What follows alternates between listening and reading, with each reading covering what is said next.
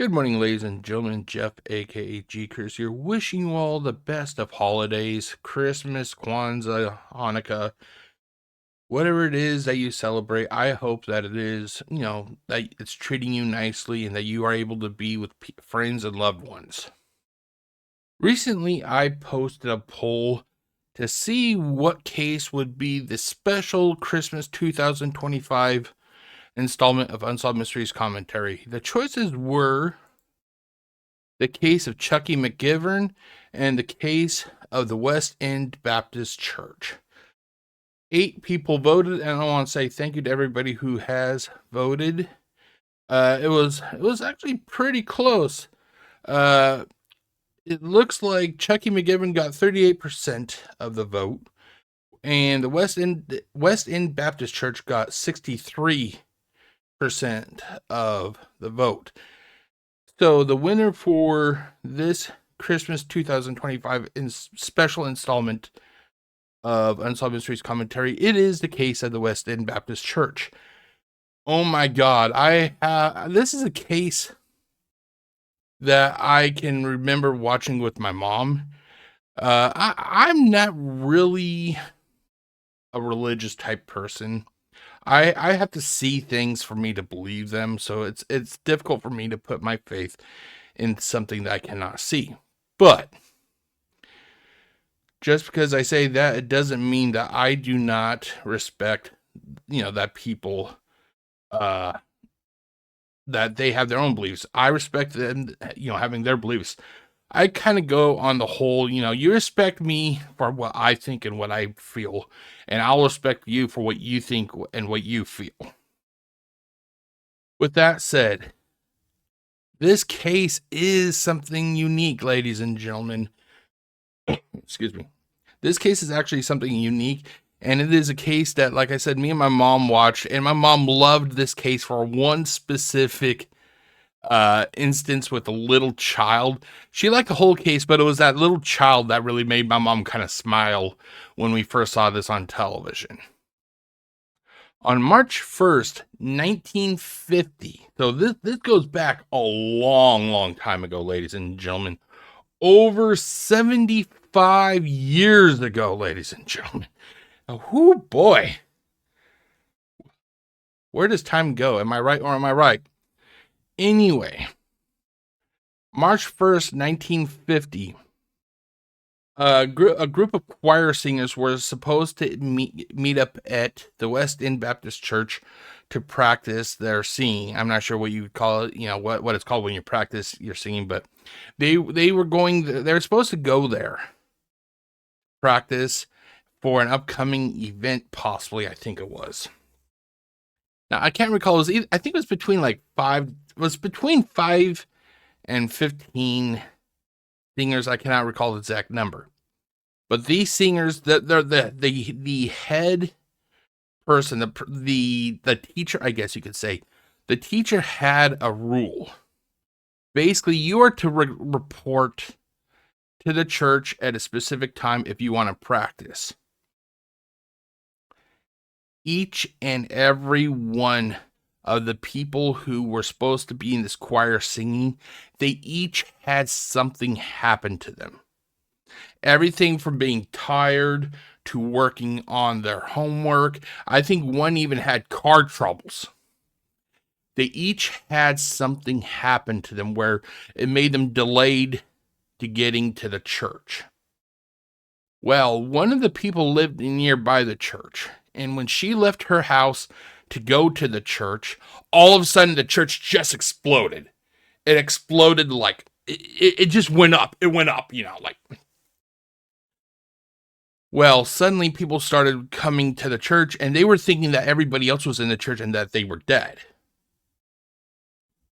Nobody died because nobody was in the church. I'm not, like I said, I'm not a religious person, but even I have to look at this and be like, wow. Wow, those people they were protected by something. Something affected each and every one of these people to the point that they were late getting to this church in which they could have literally been killed. And that's what we are going to see tonight, or today, ladies and gentlemen, or this morning, whenever it is you're watching. But yeah. Anyway, here is the case preview. In March of 1950, in the town of Beatrice, Nebraska, an explosion blew apart a small church. 12 devoted choir members were spared from certain death by an amazing chain of events which today remain an unsolved mystery. Okay, so that was the case preview. So let's get to the case, shall we?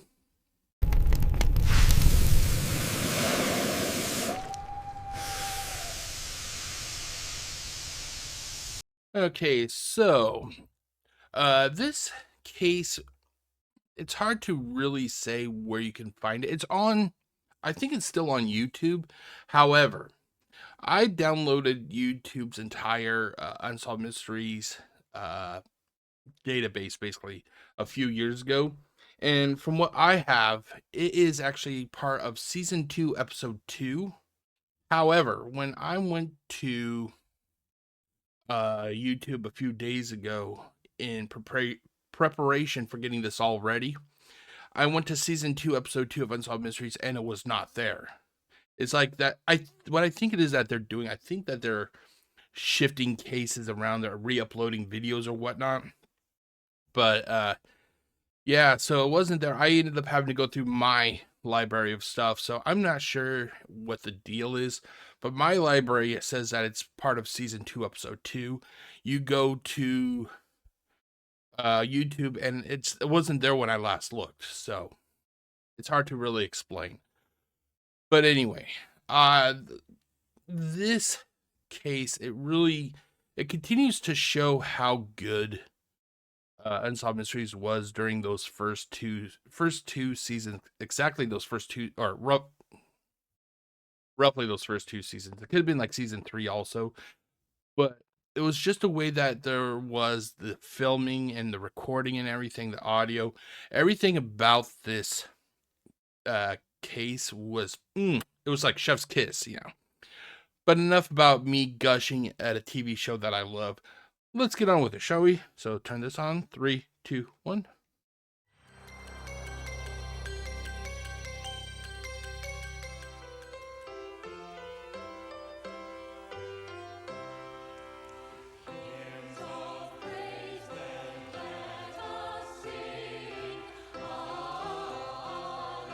February 22nd, 1950, the West End Baptist Church, Beatrice, Nebraska.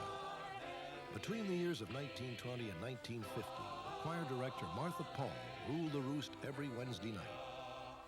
Oh, choir director, that's what it's called. Sorry, I'm not a singer, so I don't know that sort of stuff. She demanded punctuality. If you wanted to sing in her choir, you showed up no later than 7:25 p.m. All the members of Martha's choir towed the line. On Wednesday evening. Okay, so let's just do a quick look here real quickly, ladies and gentlemen. There we go. Let's turn off the filter.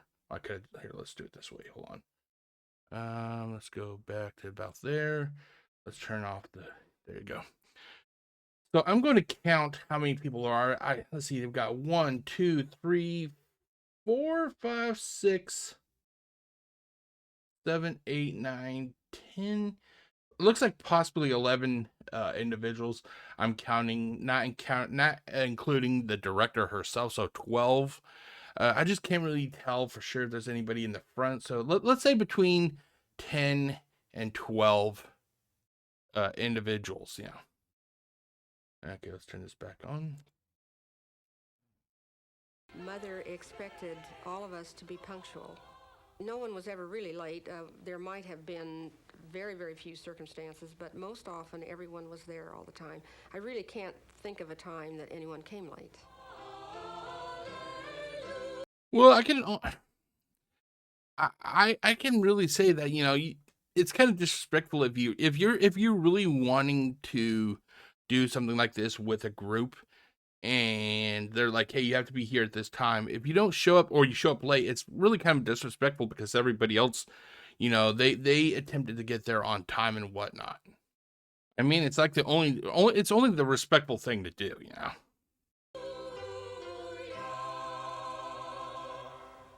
Very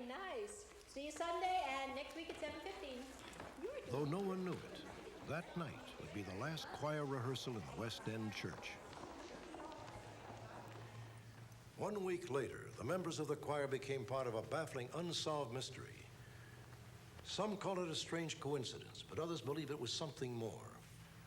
On March 1st, at exactly 7:27 p.m., tragedy struck the West End. If it was just one person that was supposed to be there that did not show up and the church exploded, I would say, yeah, that was just an occurrence or a coincidence. However, when you have these many people and they each had something happen to them that prevented them from going to the church that night when the church exploded, even though I'm not a religious person or a spiritual person, even I have to be like, wow, something must, there has to be something there. Baptist Church. But despite years of unfailing punctuality, this Wednesday night was different. The afternoon of March 1st turned bitter cold. The church's pastor, Reverend Walter Klempel, stopped by the church at 4:30 to light the furnace so the church would be warm in time for that evening's choir practice. Reverend Klempel and his wife always brought their 18-month-old daughter with them to choir practice. But that night, the baby stained her dress, and Mrs. Klempel had to iron another one. It was 7:15, and they were running late. At the same time, Martha Paul's teenage daughter, Marilyn, was sound asleep. Marilyn was the choir's accompanist. Accompanist? I'm wondering what that means here. Let me do a quick look real quick here. And that's one thing I like about what I do. I can actually just I can do stuff to yeah, hold on, I gotta move the control panel from my recording. There you go. Okay, so let's see. P-I-N accompanist. Accompanist choir meaning. An accompanist for a choir is a professional musician. Hold on, It's a professional musician who provides instrumental backing and support during rehearsals and performances. Their primary role is to enhance the choir's sound by playing the right notes and contributing musically, both technically and artistically. Accompanists often work closely with the choir director and to create a cohesive performance, and may also lead rehearsals and provide feedback to the choir members. They are essential for ensuring that the choir's music is performed with clarity and expression, allowing the singers to focus on their singing. So that's what it meant. I actually did not know what that meant until now. I always heard that. I'm like, oh, I wonder what that means. And yet, yes, I'll be honest, I was a little bit too lazy to look it up. But now I know. The fact that she was asleep, though, it's like, if I had a child and they were asleep like this, or even a teenager, I would, part of me would be like, just let her sleep, Yeah, the choir director prefer them all be there, but I'm not going to wake my kid up if they're asleep, There's lots of time. She's had a tough day. I know. I was very tired, and I wanted to rest for a very short period of time before going to the church to practice. So I decided that maybe a little 15-minute nap wouldn't hurt, and it ended up being a little bit longer, probably about a half an hour. A few blocks away, Herbert Kipf, who sang bass in the choir, was preoccupied working on church business. I know. I just need to finish this by tonight. Okay. That night I was writing a letter to our denomination headquarters, and it seemed very important for me to get it into the mail that evening.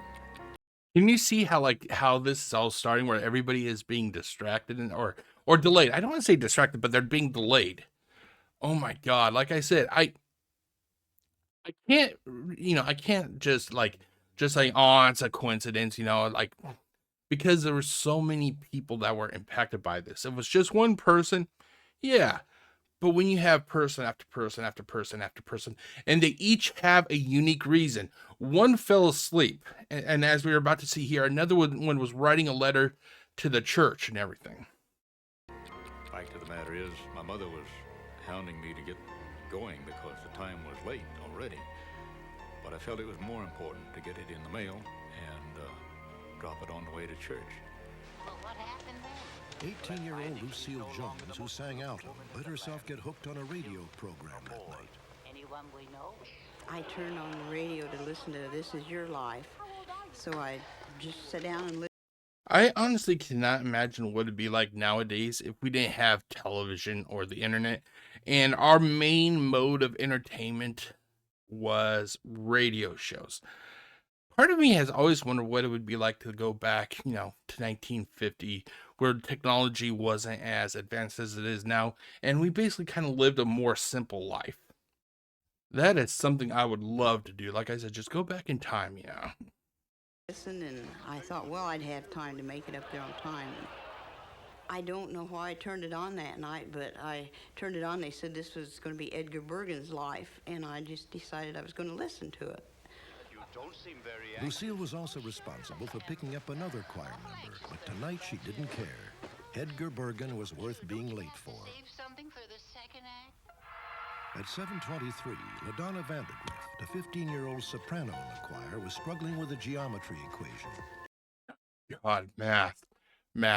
Little known fact to anybody who cares, when I was going to school, I hated math. Math was like my worst subject.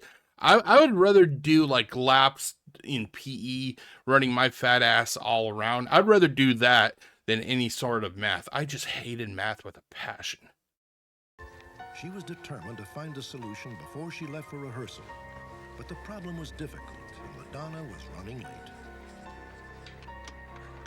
2 miles away, Marina Estes couldn't get her car started. She, too, was supposed to pick up another choir member, so they were both late. Joyce Black, who lived across the street from the church, was ready for choir practice, but just couldn't seem to get... Okay, so this is the one that literally, as she was leaving her house, the church basically exploded. She lived right across the street. moving. I was late because I was just plain lazy, and I just didn't want to get out in the cold. And so I kept putting off going out the door. At last I couldn't put it off any longer, so I put my coat on, and when I opened up the door and stepped out, our church just disintegrated.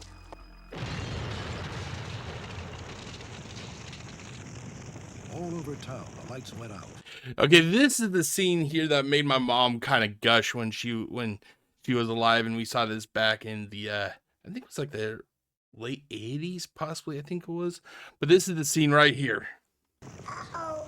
The child going, uh-oh. Oh my God, my mom acted like such a mom when she heard that.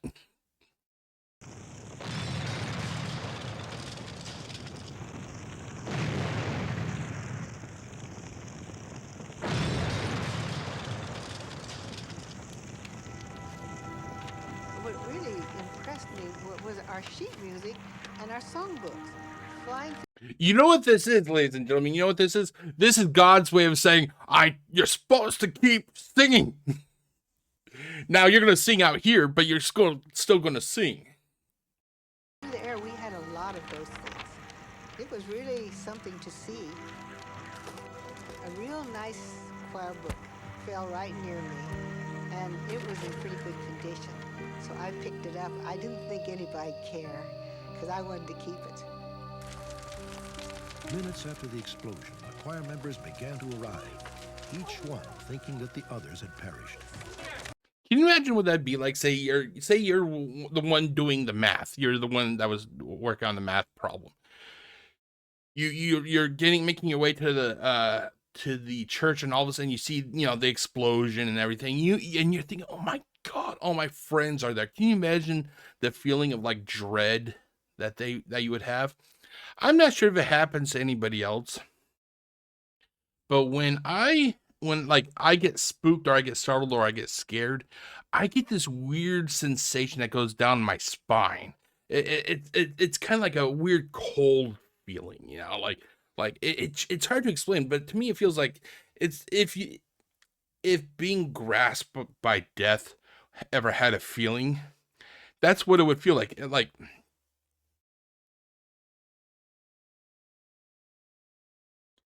just after my mom died, and like, and you know, I was sitting in my apartment, and I started to realize that, oh my God, you know, like, it's literally just me left now, you know. I had that feeling constantly going up and down my spine, and it's like I said, it's hard to really explain. But I'm not sure if anybody else ever has that happen to them. But it's something that, you know, it's something that's unique. But back to what I was saying, though, can you imagine what, you know, she was feeling when she was approaching the church and it exploded, and she thought maybe all her friends and the choir director and anybody else who was part of the church that could have been in the church at the time, that they were all gone.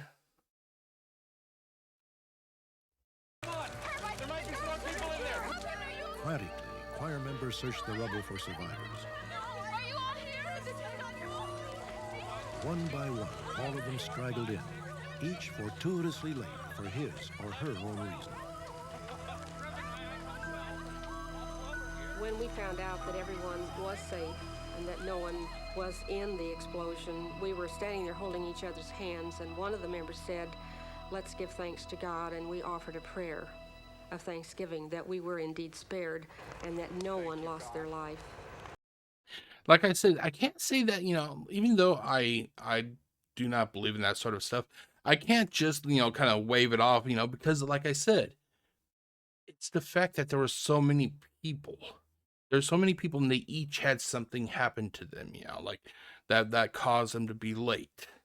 Like I said, if it was just one person, that's coincidence, you know, like good luck, you know, that guy just had good luck or whatever.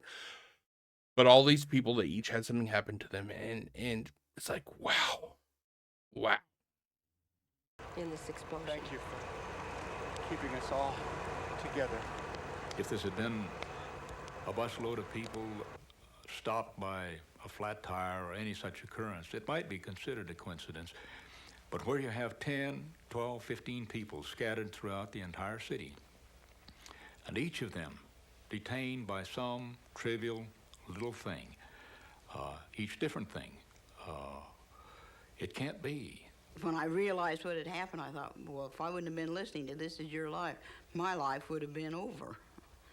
I believe that night, and no one will convince me otherwise, that God didn't want us there. We were spared. And I'm very grateful. It turned out that the explosion was caused by a gas leak from an underground pipeline. Today, residents of Beatrice, Nebraska still wonder about the unexplained events that kept each and every choir member safely away from the church. To some, it was simply a remarkable coincidence, but others believe it was the careful design of a greater power.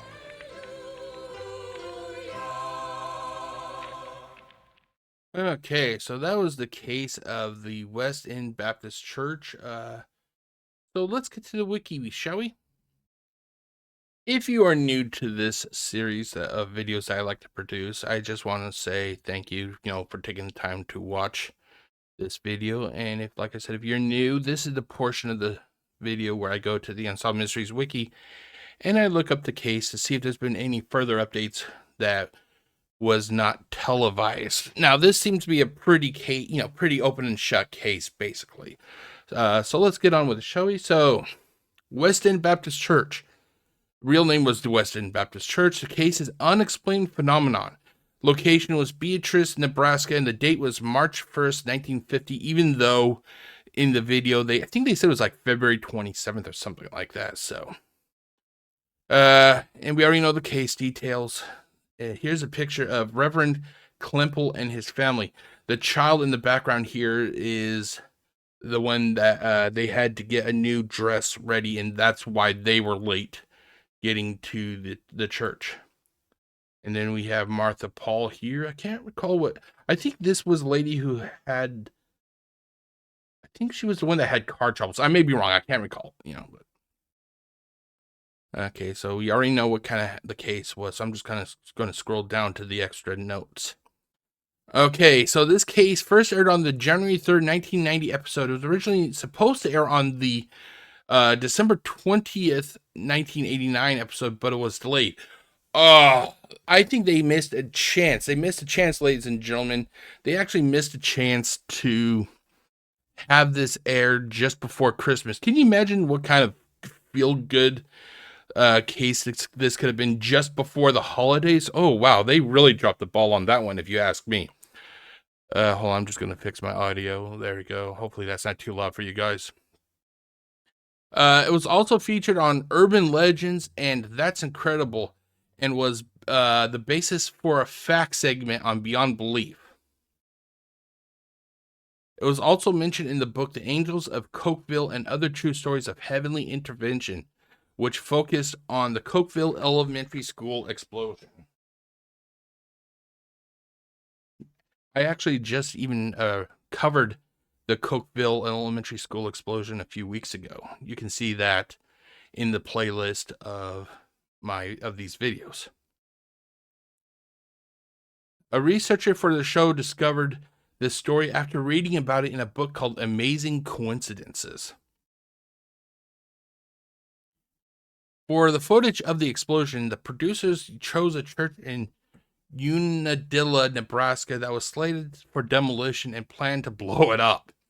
They flew a special effects expert to the site and surrounded it with 5 cameras framed by plywood boxes that would protect the gear and the cameraman. We were supposed to cave in the roof, and we framed the shot slightly above the roof, Rosenfeld, who directed the segment, recalled. The special effects guy blew it up way bigger than we expected. A fireball went into the air, probably a quarter of a mile. We were all scared. The explosion used 95 sticks of dynamite. Oh boy. Oh, that was a big ass explosion. And 3 10-gallon tubs of gasoline. With debris raining down for 20 minutes. Oh, holy shit. Shrapnel also speared the plywood boxes around the cameras, and they're holy shit. Oh, if those boxes weren't there, those camera operators could have been killed. Some sources state that it was called the West Side Baptist Church. Choir practice did not start until 7:30. Royina and Sadie's father was also a choir member. LaDonna's name is spelled LaDonna. Herbert was going to practice with his aunt, pianist Esther Sturmer, and Lucille and Dorothy were walking together instead of driving. Results unsolved. Sadly, several of the choir members have since passed away, including Harvey All, Joyce Black, Lucille Jones, Herbert Kipp, Eunice and Walter Klempel, Martha Paul, Ruth Schuster, and LaDonna Van Grift. And it's, I'm sad that they passed away, but, this case actually happened almost 100 years ago. So it's kind of like, yeah, sadly people do pass away over the span of nearly 100 years. Okay, so we actually have quite a few people on the Find a Grave. So let's take a look at that, shall we? Okay, so we have the first person here. This is Harvey Julius All Sr. Let's see here. He was born October 28th, 1918, in Beatrice, Gage County, Nebraska. So basically where the church exploded, basically, that's where he was born. His date of death was February 17th, 1997. He was age 78. Wow.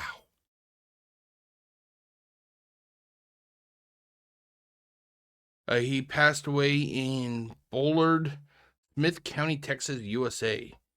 He was buried at the Cathedral of the Pines in the Pines Cemetery. Plot is Section C, Whispering Pines Mausoleum, East Tier B, Space 5. And because there's so many people here, I'm just going to kind of shorten these entries here. So let's just take a look at the pictures really quick. He does have, a lot of family here if you're curious. I'll put the links to these find the graves in the description if you're curious. So photos. Oh, there's only one photo. And here it is. And I'm not sure if it's just me, but I see the Chevrolet symbol here. Oh, thank you.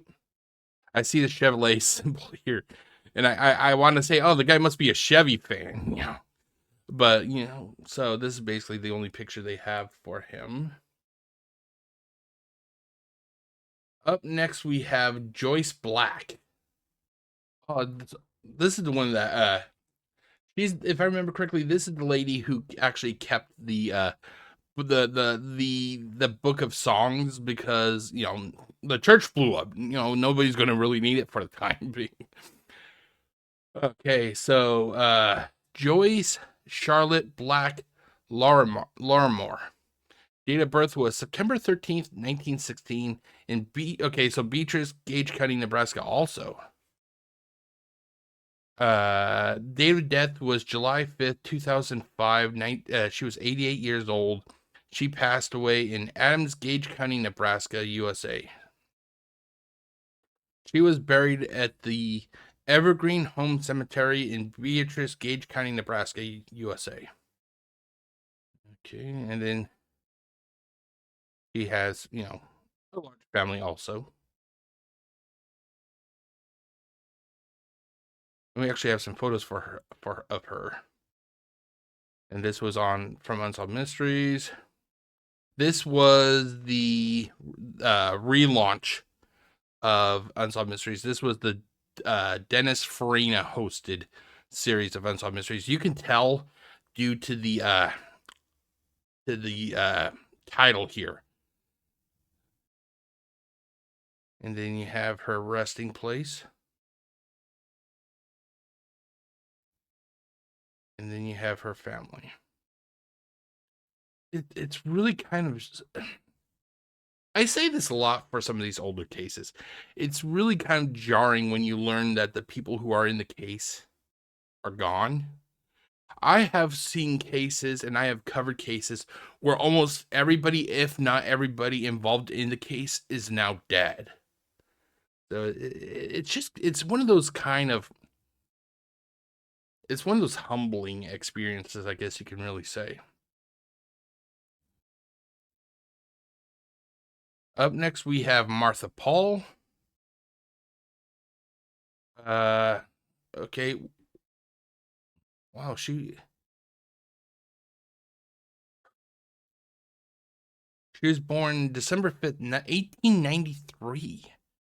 She was born in Germany. And she passed away October 8th, 1988. She was 94 years of age. She passed away in Lancaster County, Nebraska, USA. It looks like she was buried in the same place that, that Joyce Black was buried, Evergreen Home Cemetery, also in Beatrice, Gage County, Nebraska, USA. Her location is Block 5, Lot 48. And it looks like she may only have one. She only had one photo. What I should do is sometimes I am actually signed up with this website, and what I could always do is go through the case from Unsolved Mysteries and see if there's any photos of some of these people that don't have a lot of photos and upload them here for everybody to see.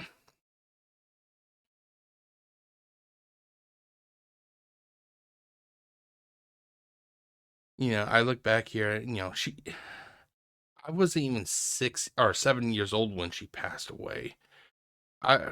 at this point in my life, I didn't even start school yet.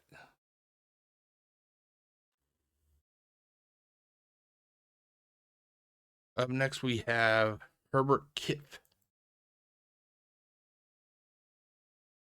Oh, he was a veteran?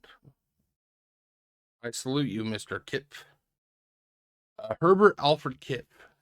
Date of birth was October 25th, 1920. Beatrice Gage. I'm just going to say Beatrice, Nebraska. Date of death was April 26th, 1997. He was 76 years old. Location was Beatrice, Nebraska. Evergreen Home Cemetery. We have a couple of photos here. Here's the primary photo. And then here's his resting place.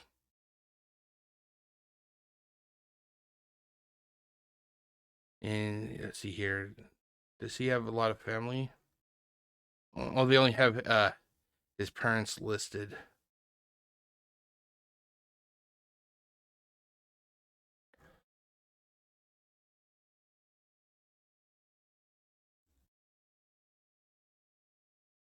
Okay, up next we have Eunice Klempel. Date of birth for Eunice was September 7th, 1925. No location noted. Date of death was December 20th, 2020, sorry. She was 95 years of age. She passed away in Perham, Otter County, Minnesota, USA. Location was St. Mary's Cemetery in Bismarck, Burleigh County, North Dakota, USA. And she only has one photo, and they have some of her family posted here.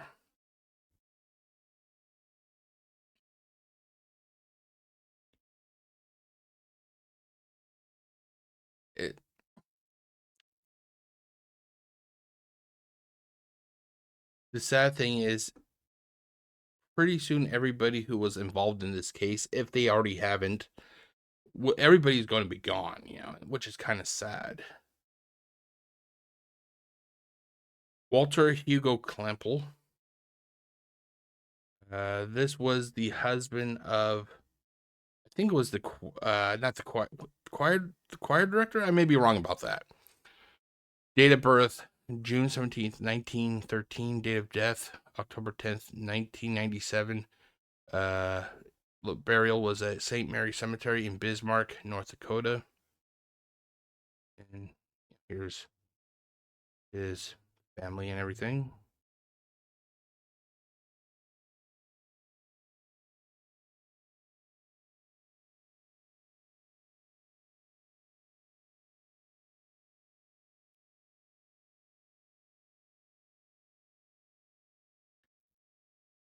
I'm not sure how I could handle this. I'll be honest. If I was in, if I was, in this group of singers, I'm not sure honestly how I could handle watching all these people dying. We all escaped, a horrible fate. And then, I watch as the people that survived with me as they grow older and they end up passing away. I would hate to be that last surviving person, because at that point you really have to think that that's where survivor's guilt would start to, creep in and everything. I'm not sure if I could handle that. Like literally, you would have to think that for years after this happened, all the survivors would meet up. I can imagine them all meeting up like at a restaurant or at a house or something, or at another church, to kind of just celebrate and have those get-togethers. And then sadly, person after person after person after person after person, that they slowly all pass away. I'm not sure how I could handle the fact knowing that I would be like possibly the last survivor of this explosion. It's like, wow. I think that's something that can actually wear on a person, because my mom, when she passed away, it still wears on me to this day. And I've been told, it's natural to feel like that, especially because I was the one that found her. It still doesn't make it. It still doesn't help though, Ruth Bernice Schuster. Date of birth was March 18th, 1926. Beatrice, Nebraska. Date of death was December 2nd, 2020. Age 94. Location was Glenwood, Iowa, USA. She was she was buried at the Evergreen Home Cemetery. A lot of the people who survived are buried here, Beatrice, Nebraska.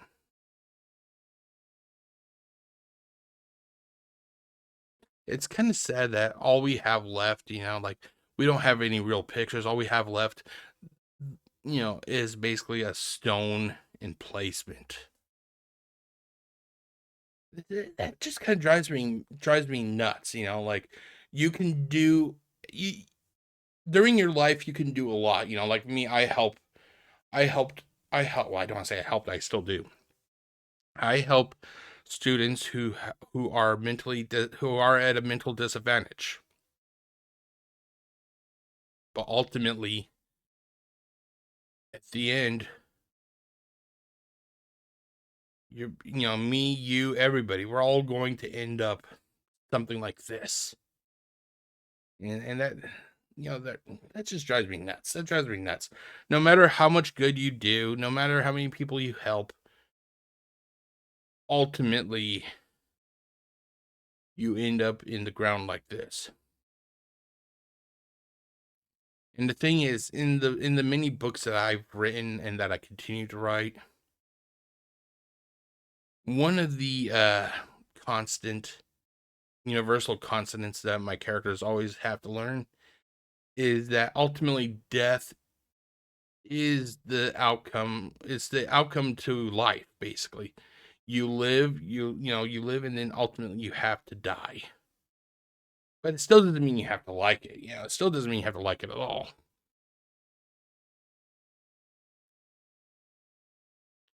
Up next, we have Lucille Jones.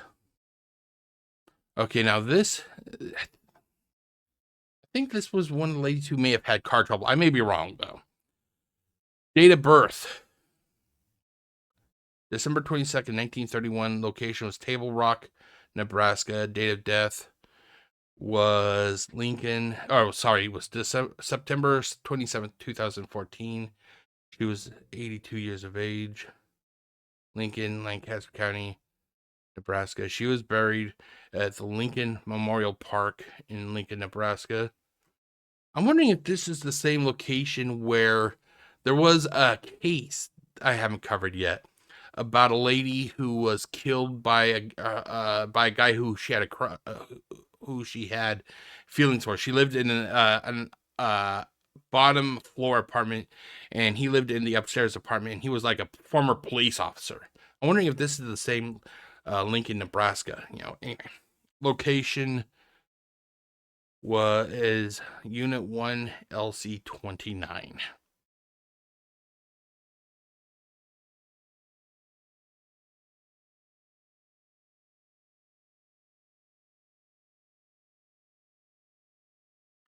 I'll be right back. I just got to take a quick break. Okay, basically, I had to just kind of take a little bit of a quick break. I reading so much about death, it kind of got to me. Normally, if the death involves, like, say, a real bad person, like some of the killers I've profiled on this series, it doesn't bother me because they're killers. They deserve the fate that they get. But people like this who literally, they didn't do anything to anybody. They survived a horrific, incident that could have killed them, only for them to, sadly pass away due to, their age or whatnot. It just gets overloading for me for a few minutes. I have to go and kind of just clear my mind, take a little bit of a quick walk, and everything. So that was Lucille Kramer. Even though it's Lucille Jones, must be her maiden name. Finally, we have LaDonna Vandegrift.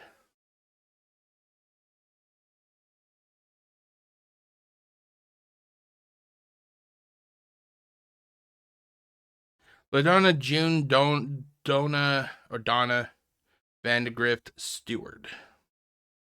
Date of birth was April 27th, 1934, in Delphos, Ottawa County, Kansas, USA.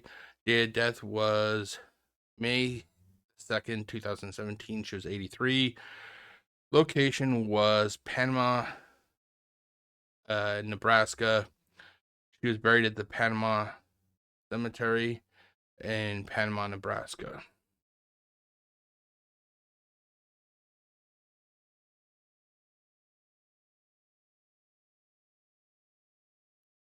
It feels weird. Like I said, you have a bunch of people that survived, possibly dying the first time. You have these people who survived something horrific, only for them to die, decades later. But then again, like I said, that's and that death is the ultimate conclusion to life, basically. But still, it doesn't mean I have to like it. It's just it's sad, Like I figure, people like this should be given like a second chance. You survived. Here's a quarter. Have a continue. Like, but it just doesn't work like that. The whole quarter and a continue. That's a arcade reference. But that is it for the case of the West End Baptist Church. Hold on 1 second. There we go. It's like I said, it's just the case is. I love this case. I love this case. It's just covering the case and then learning the outcomes for these people. Ultimately, no matter what, they were sadly they're going to pass away, but still, it's just a gut punch. It's a gut punch,